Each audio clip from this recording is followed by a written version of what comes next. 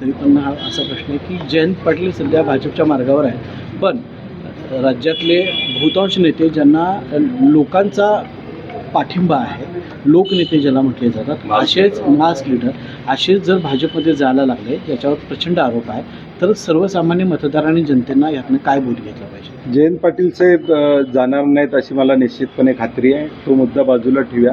परंतु आज भाजपची अवस्था काय आहे, मूळ भाजपच्या लोकांची अवस्था या राज्यामध्ये काय आहे, कोल्हापूरमध्ये बघितलं तर हळवणकर साहेबांची अवस्था काय आहे आज, आणि म्हणून मूळ भाजपची लोकं आज भाजपमध्ये पदावर नाही आहेत, परंतु बाहेरून काँग्रेस, राष्ट्रवादी, शिवसेना, उद्धवसाहेब या सगळ्यांच्याकडून आलेलीच लोकं आज पुढे आहेत. मंत्रिमंडळाचा हिशोब केला तर तुमच्या लक्षात येईल, मंत्रिमंडळात सुद्धा संख्या कुणाची आहे, तर काँग्रेस, राष्ट्रवादी आणि या सगळ्यांकडून आलेल्यांची संख्या तिथं जास्त दिसते.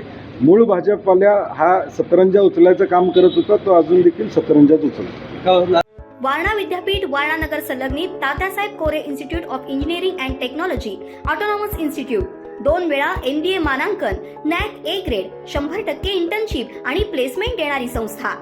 प्रथम आणि द्वितीय वर्ष बीटेक करता TCS sponsored computer science and business system, cyber security, electrical, civil, mechanical, electronics and telecommunication, chemical आणि कम्प्युटर सायन्स अँड इंजिनिअरिंग, तसंच MTech करता structural engineering, CSE, construction management, mechanical design, chemical ENTC, त्याचबरोबर LLB, BA LLB, BBA LLB, BCA, BBA, MCA, MBA शाखांसाठी प्रवेश सुरू.